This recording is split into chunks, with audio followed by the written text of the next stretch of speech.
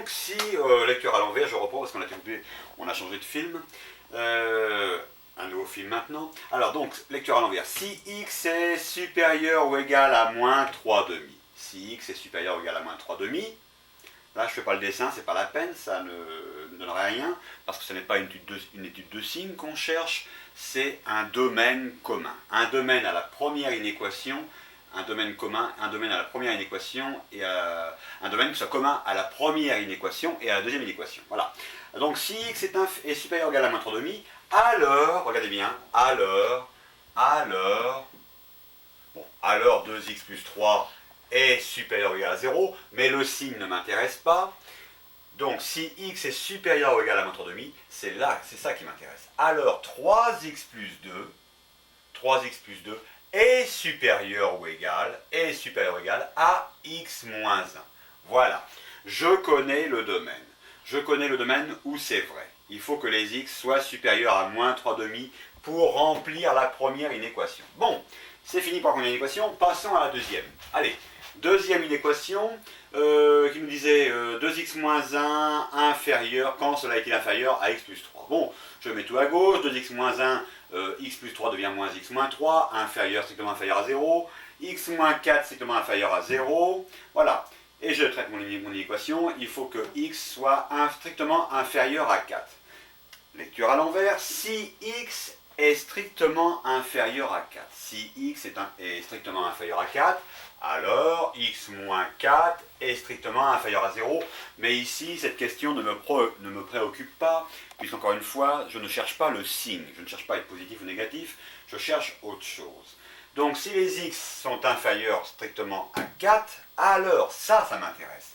Alors 2x moins 1, le polynôme 2x moins 1, le polynôme 2x moins 1 est plus petit strictement que x plus 3. Voilà. Donc, on va remettre ces résultats tout de suite dans un tableau. Voilà. Regardez, j'ai fait le tableau. Les x, de moins l'infini à plus l'infini. J'ai deux valeurs racines. Hein. La racine moins 3 demi, qui annule la première inéquation, et la racine 4, qui annule la seconde inéquation. Mais, la racine moins 3 demi qui annule la première inéquation est autorisée.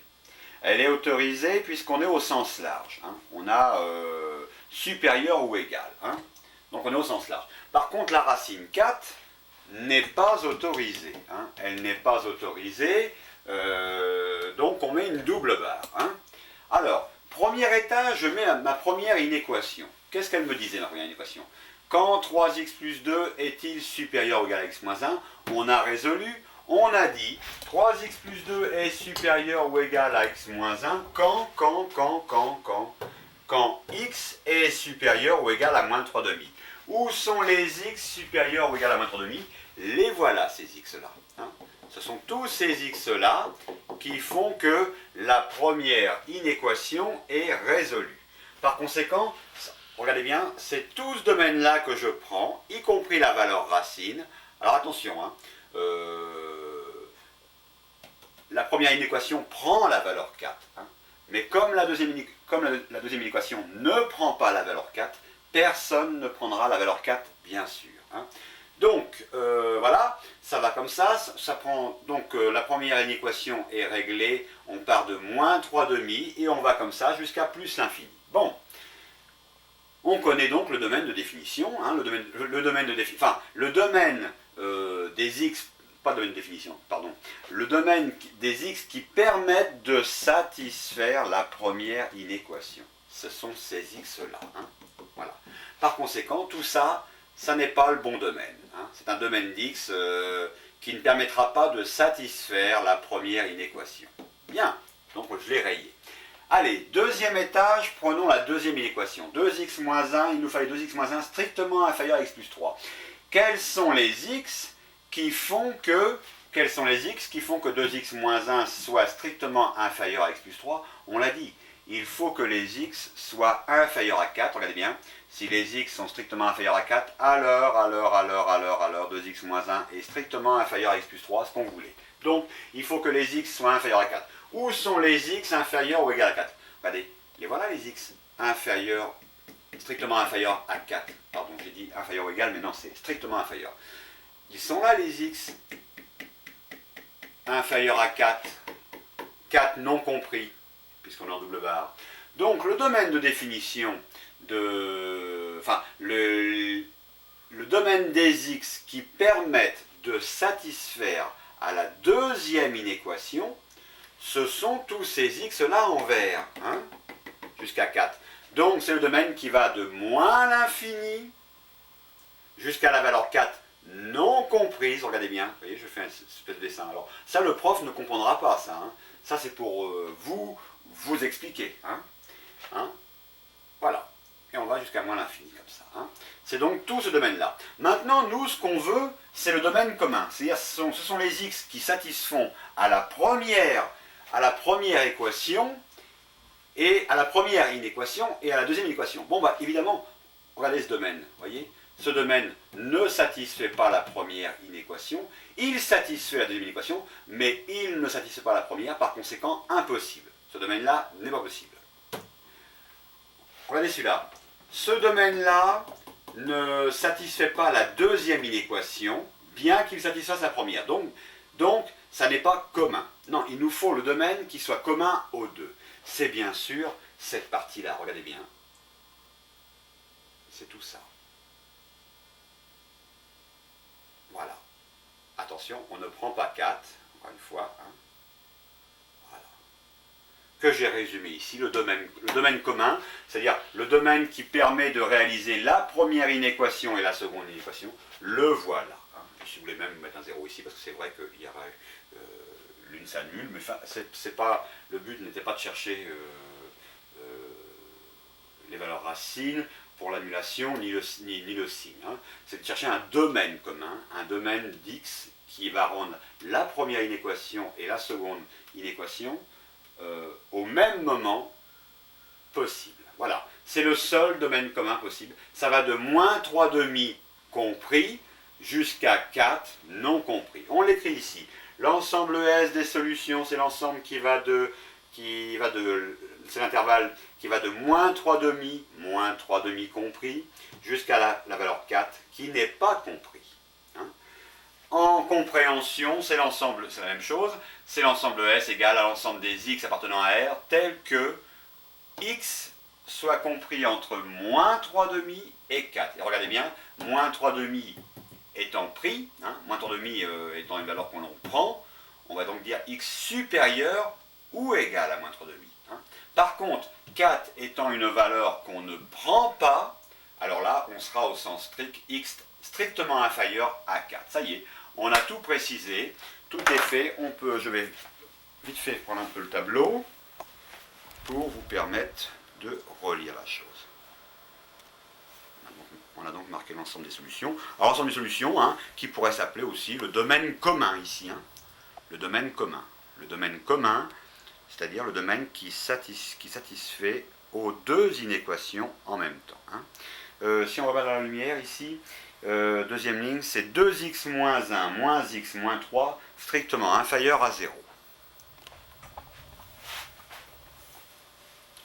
De même là, on a deuxième ligne, 3x plus 2 moins x plus 1 supérieur ou égal à 0.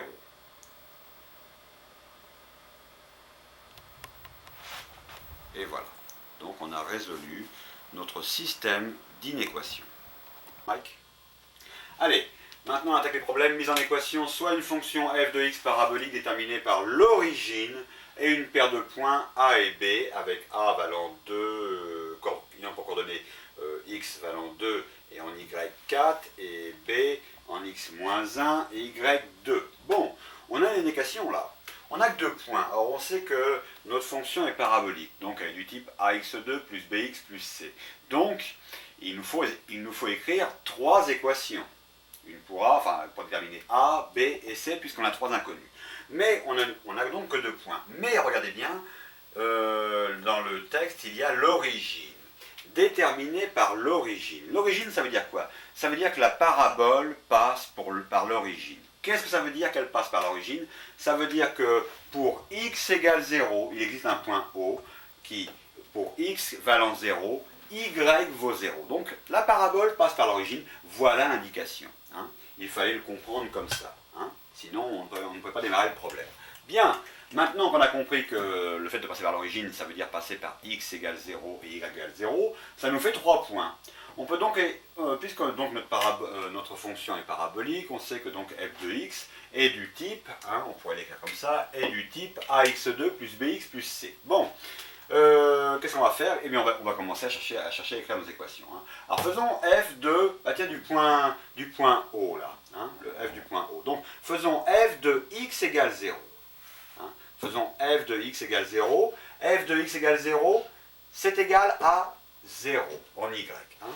Donc, l'équation s'écrit a fois x au carré, a fois 0 au carré, plus b fois x plus b fois 0, plus c est égal en y à 0. Bien. F de 0, ça nous donne quoi? Bah, 0 au carré, ça fait 0. 0 fois a, ça fait 0. De même, 0 fois b, ça fait 0. Ça fait donc c, 0 plus c égale 0. Ce qui fait donc que c est égal à 0. Voilà. Donc, notre équation qu'on avait déterminée, qui était du type ax2 plus bx plus c, en fait devient une équation qui va s'appeler f de x, bon, elle s'appelait ax2 plus bx plus c, et puisque c vaut 0, l'équation parabolique n'est plus que f de x égale ax2 plus bx. Bon, on s'en doutait, pour quelqu'un qui fait des maths, il s'en doute, puisqu'on nous dit l'équation passe par l'origine. Hein. Donc, petit c vaut 0. Hein. Bien, donc notre équation parabolique se limite à ax2 plus bx. Hein. C'est toujours une équation parabolique, hein, bien sûr. Alors, faisons f du point A, par exemple. Hein. Donc, non, c'est un mauvais français. Faisons f du point A, non, c'est très mauvais. Faisons f de x avec x égale 2. Hein. Si x égale 2, y égale 4. Regardez bien. F de 2 égale 4. Bon, f de 2, ça veut dire f de x égale 2. Donc, on va remplacer x par 2. Ça fait donc a fois 2 au carré, hein, a fois x carré, a fois 2 au carré, plus b fois 2, égale 4. Ça nous fait donc 2 fois 2, 4, 4a, 4a plus 2b, égale 4. Voilà, j'ai obtenu une première équation. Hein. J'en ai une, il me faudrait en obtenir une autre, puisqu'on a deux inconnus. Hein. Je vais donc prendre le point B qui est ici, moins 1, moins 2, je vois que x égale moins 1, y égale 2. Donc si je fais f de moins 1, sur le même schéma que mon f de x, si je fais f de x égale moins 1, c'est égal à 2. Hein. F de moins 1 est égal à 2. C'est ce que j'ai écrit, égal à 2. Bon, donc, je remplace x par moins 1 au carré, ça va me faire 1 fois a. Moins 1 fois b, ça me fait moins b. Moins b égale 2. Bien, c'est ma deuxième équation. En rouge, j'ai écrit 2 pour dire deuxième équation. Allez, on passe ici. J'ai donc réuni mes deux équations. L'équation 1, l'équation 2. La première, 4a plus 2b égale 4. La deuxième, a moins b égale 2. Bon, je vais multiplier la deuxième équation par 2. Pourquoi? Si je multiplie ma deuxième équation par 2, regardez bien, ça va me donner 2 fois moins b moins 2b. Si j'ajoute la première ligne à la seconde, plus 2b moins 2b, enfin, plus 2b plus moins 2b, les b vont s'annuler, il ne me restera qu'une seule inconnue et je pourrai connaître mon inconnu. Bon, donc j'ai multiplié l'équation 2 par 2. Alors l'équation 2 qui s'appelait a moins b égale 2, donc il faut que je multiplie a fois 2, moins b fois 2 et 2 fois 2. Hein. C'est tout qu'on multiplie par 2. Donc ma deuxième équation devient 2a moins 2b égale 4. Ma première est restée pareille, 4a plus 2b égale 4. Maintenant je totalise la ligne du haut, plus, enfin j'additionne la ligne du haut plus la ligne du bas. 4a plus 2a, 6a. 2b plus moins 2b, plus moins 2b, moins 2b, 2b moins 2b, 0b. Égale 4 plus 4 égale 8. 6a égale 8, d'où a, le 6 va aller en dessous, d'où a est égal 8 sixièmes, ce qui entraîne que a est égal à 4 tiers. Ça y est, je connais a égale 4 tiers, et je connaissais déjà c qui valait 0. Hein. Donc je connais a, je connais c. Il ne me reste plus qu'à découvrir b. Alors, qu'est-ce que je vais faire? Je vais prendre n'importe quelle des équations, je vais prendre celle-là. Hein. Je vais prendre la 2, elle est plus simple. Allez, a moins b égale 2, hein. On se rappelle, a moins b égale 2. je prends celle-là, A moins B égale 2, d'où je vais enlever A, le mettre de l'autre côté. Ne donnez pas à A sa valeur numérique, pas pour l'instant. Faites tous les mouvements avec la lettre A, et quand vous serez arrivé en fin de mouvement, vous donnerez sa valeur numérique. Alors, je vous conseille de garder les lettres les lettres. Tant que vous avez des mouvements à faire, je vous conseille de les garder en lettres. Alors, A moins B égale 2, donc moins B reste à gauche, A passe à droite, il devient moins A, 2 moins A. Hein. Moins B, c'est quoi? C'est moins 1 fois B. Mon moins 1 va aller sous 2 moins A. 2 moins A divisé par moins 1, en fait, ça me permet de réécrire ça me permet de réécrire mon résultat. 2 moins A sur moins 1 devient A moins 2. Ça revient à multiplier par l'opposé. Hein. Donc, regardez bien. 2 moins A sur moins 1 est devenu A moins 2 égale B. Bon, maintenant, ça y est, mes mouvements sont finis. Je peux donner à A sa valeur numérique. D'où B est égal à A. B est égal à A, on a vu que A valait 4 tiers. Donc B égale 4 tiers moins 2. Bon, là, c'est un calcul de fraction. Il me faut faire une réduction au même dénominateur pour avoir le résultat. D'où B est égal à 4 tiers moins 2. Moins 2, je vais multiplier 2, c'est sur 1. Je vais multiplier 1 fois 3 en bas. Si je multiplie le haut par 3, je dois multiplier le haut par 3, ce qui me fait en haut 2 fois 3. Donc ça fait du 4 tiers moins 2 fois 3, 6 tiers. 4 tiers moins 6 tiers, 4 tiers moins 6 tiers, ça me fait du moins 2 tiers. B est égal à moins 2 tiers, par conséquent, ça y est, voilà mon polynôme f de x. F de x, hein, le polynôme, la fonction parabolique que je cherchais, c'est f de x égale 4 tiers a. 4 tiers de x2, c'est mon a de x2, 4 tiers de x2, moins 2 tiers de x, et c'est tout. C'est fini. Bien. C'est bien, c'est bien. Allez, là, vite, on prend tout ça. Je suis très très limité en temps pour arriver à finir le devoir sur cette cassette. Alors là, dans la lumière, c'est f de x égale ax2 plus bx. Si jamais ce n'était pas très, très visible. Hein, f de x égale ax2 plus bx.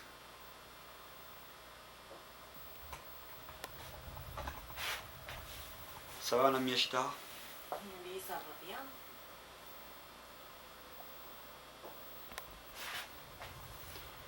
Alors, il faut dire que Madame Miyashita est très contente, hein? Elle est très contente de faire ses mathématiques parce qu'elle fait des révisions même. Allez, la deuxième mise en équation, deuxième problème. On partage entre des enfants 460 abricots du Valais.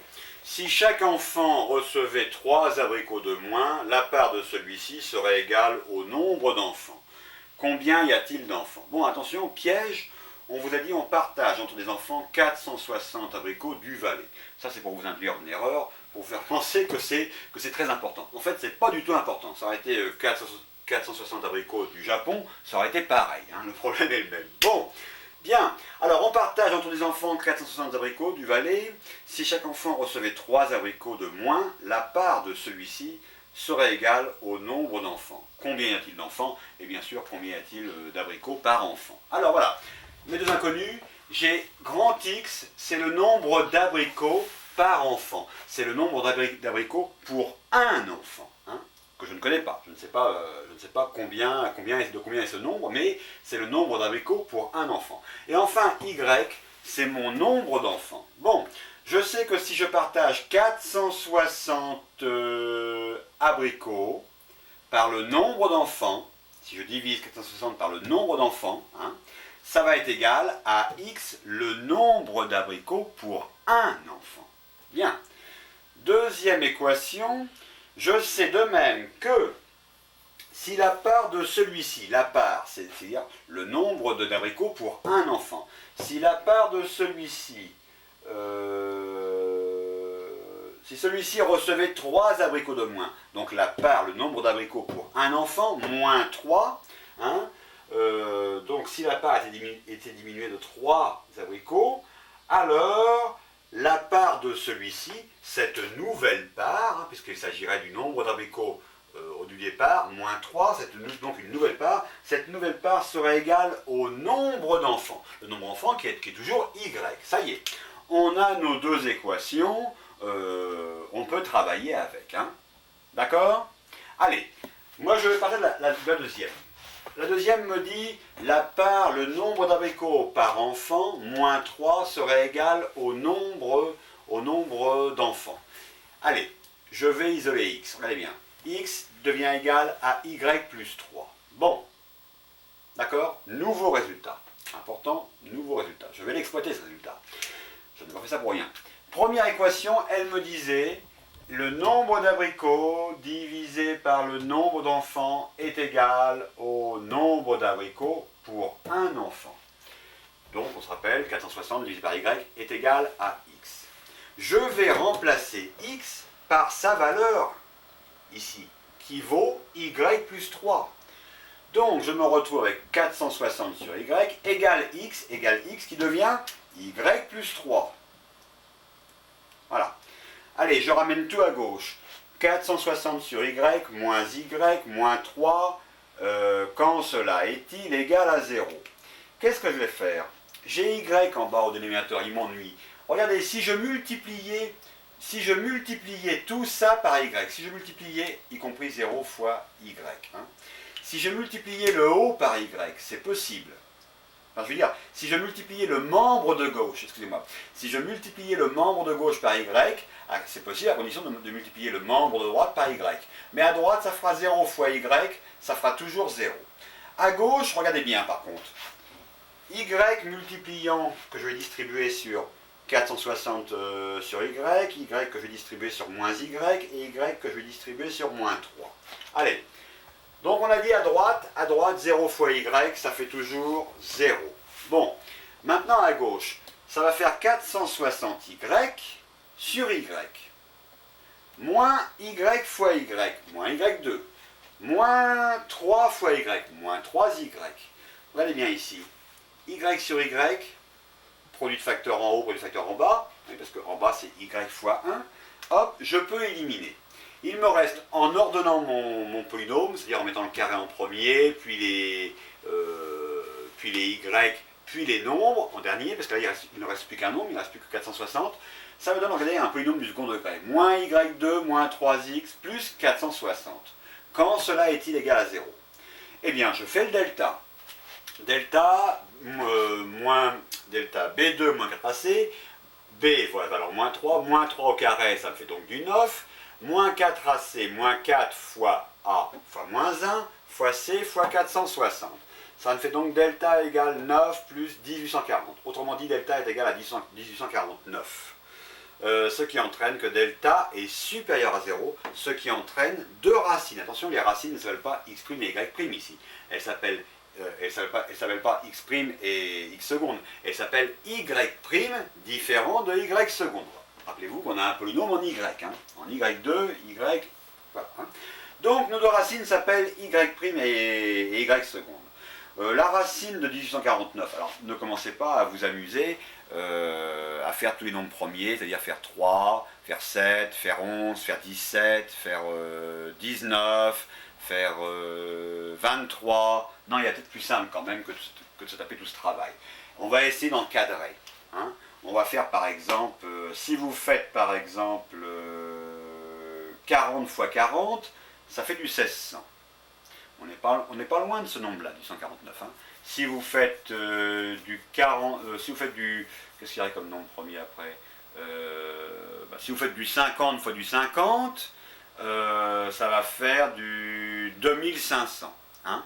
Donc votre nombre ici se trouve entre 40 et 50. Enfin, la racine de ce nombre se trouve entre 40 et 50.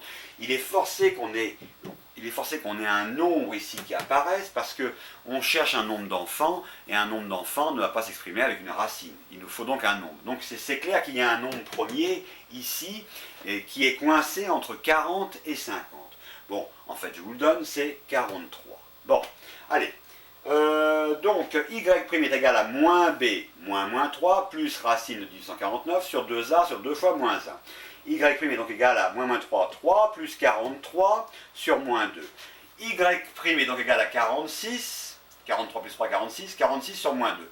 Y' est donc égal à moins 23. Première solution. Mon nombre d'enfants peut-il être égal à moins 23? Rappelez-vous, non, bien sûr que non. Résultat incompatible, résultat impossible. Rappelez-vous qu'en mathématiques, on obtient des résultats qui sont incompatibles. Hein. C'est un résultat incompatible. Donc, mais on aura le bon résultat, bien sûr, avec y seconde. Y seconde, moins b, moins racine de delta sur 2a. Moins b, moins 3. Moins racine de delta sur 2a, 2 fois moins 1. Ça fait donc du 3 moins... Alors, racine de delta, on a dit que c'était 43, donc 3 moins 43 sur 2 fois moins 1, moins 2. Ce qui nous fait donc y seconde égale à moins 40. Hein, 3 moins 43, moins 40, sur moins 2. Moins divisé par moins égale plus. Ça fait y seconde égale 20. Voilà mon résultat compatible. 20 c'est mon nombre d'enfants. Hein. On avait appelé y, on avait appelé y, la lettre y désignait le nombre d'enfants. Bon voilà, ça y est. Je connais mon nombre d'enfants. Je sais qu'il vaut 20. Que vaut mon nombre d'abricots par enfant? Eh bien, regardez bien, je pars de celle-là. Hein, x moins 3 égale y, d'où x est égal à y plus 3. Hein, x, mon nombre d'abricots par enfant, c'est égal à quoi? Donc on a dit y, c'était 20 enfants. Voilà, y plus 20 plus 3. Le nombre d'abricots par enfant, le nombre d'abricots initial, hein, tiré de notre première équation, hein, de notre deuxième équation, celle-là, hein, qui nous disait, tiré de la première équation, qui nous disait que le nombre d'abricots divisé par le nombre d'enfants nous donnait un nombre d'abricots pour un enfant. Hein, d'accord. Eh bien, le voici ce nombre, hein, c'est le nombre 23. Si vous injectiez ici, si vous mettiez 23 ici, hein, ou du moins, si vous divisiez 460 par y qui vaut 20, si vous divisez 460 par 20, vous retrouverez 23, le nombre d'abricots pour un enfant. Chaque enfant a donc reçu au départ 23 abricots. Et effectivement, hein, si les enfants avaient reçu 3 abricots de moins, hein, donc 23 moins 3, ça fait 20. 20, c'est bien égal au nombre d'enfants qu'on a de notre problème, c'est-à-dire 20 enfants. Voilà, c'est bien, on a fini, vite, je prends...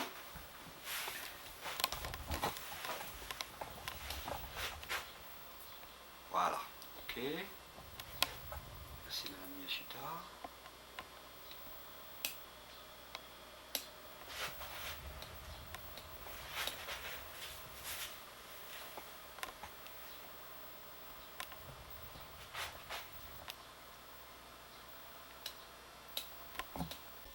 Allez, la suivante.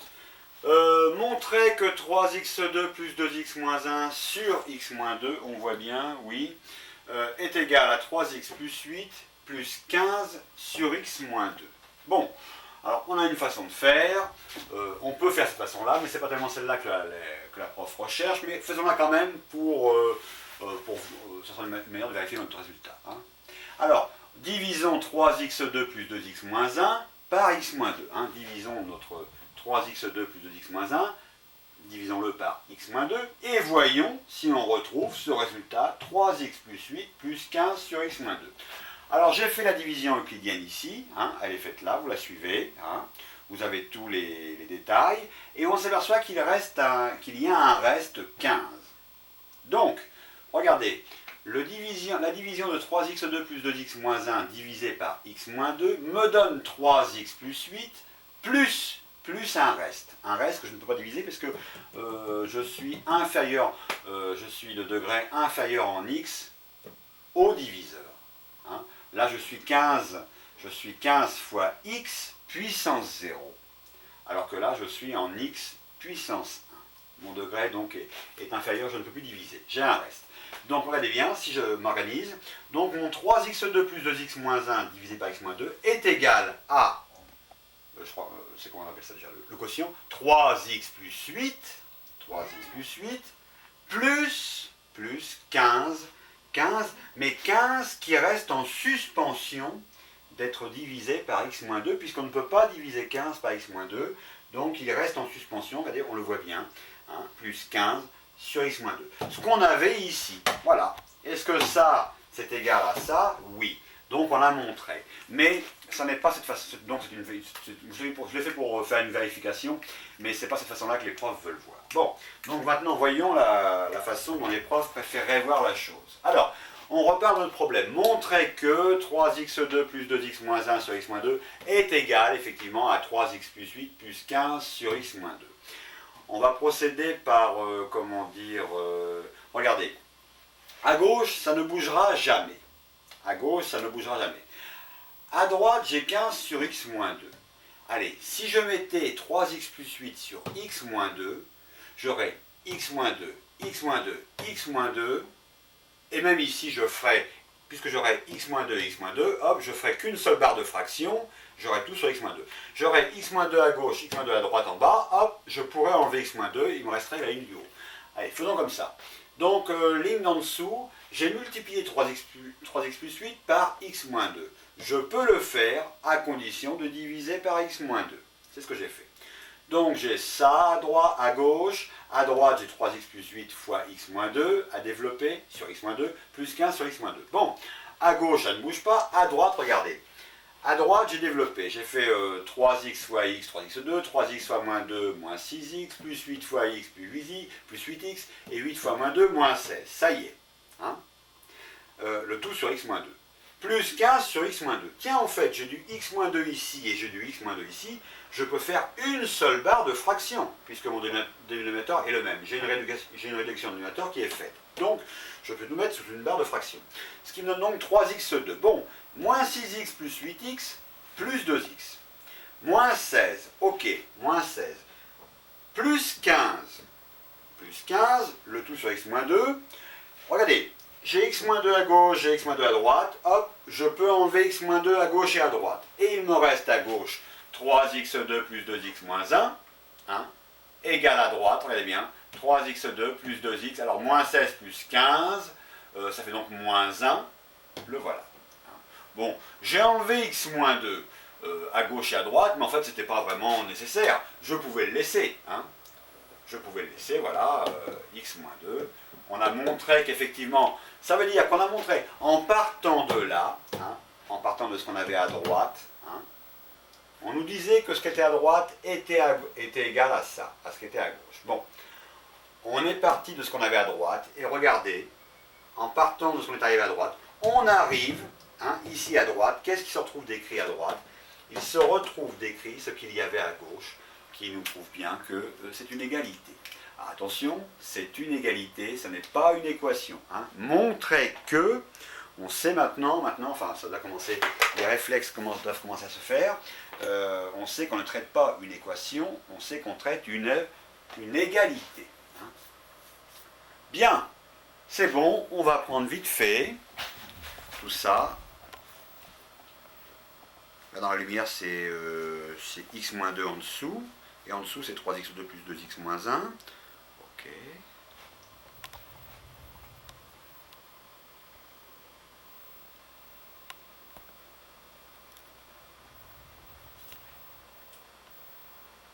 Dans l'énoncé, 3x2 plus 2x moins 1 sur x moins 2 égale 3x plus 8 plus 15 sur x moins 2. Voilà. Allez, à la suite. Trouver le réel et alpha et bêta tel que 2x cube plus x2 moins x plus 1 sur x2 moins 1 soit égal à alpha x plus bêta plus x plus 2 sur x2 moins 1. Donc ça veut dire qu'on va devoir trouver un reste. Et on sait qu'un reste, on sait que c'est un reste parce qu'on voit que le degré de x, hein, c'est x puissance 1, est inférieur au degré du diviseur qui lui est en degré 2. Hein. Bien, alors on peut faire la division euclidienne, bien sûr c'est pas celle-là que les profs rechercheront, mais on le fait rapidement, vous avez les résultats ici, donc 2x cube plus x2 moins x plus 1 divisé par x2 moins 1, ça nous donne du 2x plus 1, 2x plus 1, plus le reste qui est en attente d'être divisé par le diviseur x2 moins 1, donc ça nous fait du 2x plus 1, plus x plus 2, en attente d'être divisé par x2 moins 1. Et on retrouve ici alpha Madame Nishta, alpha et bêta. Hein. Ça va très vite. Bon, mais les profs préféreront l'identification, donc on va ici, approchez-vous Madame Yashita, on va très vite parce que j'ai plus que 7 minutes pour rentrer le morceau. Allez, 2x³ plus x2 moins x plus 1 sur x2 moins 1, c'est du, on a dit, alpha x plus bêta qu'il faut chercher, plus x plus 2 sur x2 moins 1. Qu'est-ce que je vais faire? Je vais multiplier à gauche, à droite, alpha x plus bêta, hein, par x2 moins 1, à condition de mettre le tout sur x2 moins 1. Et regardez, ça y est, c'est fait. J'ai le tout sur x2 moins 1, et j'ai aussi x2 moins 1 ici. Je vais donc pouvoir faire une seule barre de division. Bon, là, c'est du calcul. Alpha x fois x2, c'est ax3. Alpha x fois moins 1, c'est du moins alpha x. Bêta fois x2, bêta x2. Et bêta fois moins 1, moins bêta. Le tout sur x2 moins 2, bien sûr. Bon, j'ai x2 moins 2, x2 moins 1 ici, x2 moins 1 ici, x2 moins 1 ici. Hop, je peux mettre à droite, je peux mettre tout sur une seule barre, x2 moins 1, hein, même dénominateur. Bon, il me reste du alpha cube. Alors maintenant, j'ordonne mon polynôme, alpha x cube plus bêta x2, j'ordonne selon les degrés, moins alpha x plus x moins bêta plus 2. Bon, j'ai x2 moins 1 en bas à gauche, x2 moins 1 en bas à droite, hop, j'enlève. Il me reste à gauche du 2x cube plus x2 moins x plus 1. À droite, il me reste du alpha x cube plus bêta x2 plus, attention, regardez bien, ici je vais faire une petite factorisation par groupement. Vous voyez, j'ai du x, j'ai du x, ça fait donc du x facteur de quoi? Facteur de 1 moins alpha. X facteur de 1 moins alpha moins bêta plus 2. Bon, en fait voilà, c'est mon polynôme à x cube plus bx2 plus cx plus d. Bien, alors de là, j'ai plus qu'à identifier. Regardez bien, j'ai mon terme en x cube, j'ai mon terme en x cube, donc alpha x cube est égal à 2x cube. Alpha x cube est égal à 2x cube. Le x cube, je l'enlève, je le passe en dessous. X cube et ce cube s'éliminent. Il me reste alpha égale 2. C'est joué. Bon, je reprends. Maintenant, j'ai bêta x2, x2. Donc, bêta x2 est égal à x2. Ça veut dire bêta est égal à... J'enlève le x2, je le mets en dessous. Bêta est égal à x2. Sur x2, attention, il ne reste pas 0. Bien sûr, il reste 1. x2 divisé par x2, ça fait 1. Bêta égale 1. Ça y est, j'ai retrouvé ce que j'avais trouvé dans ma division euclidienne. Alpha égale A, bêta égale 1. Mais si je voulais vérifier, je peux toujours vérifier en prenant le troisième terme. Regardez bien. 1 moins alpha fois x. 1 moins alpha fois x. 1 moins alpha fois x égale moins x. Bon.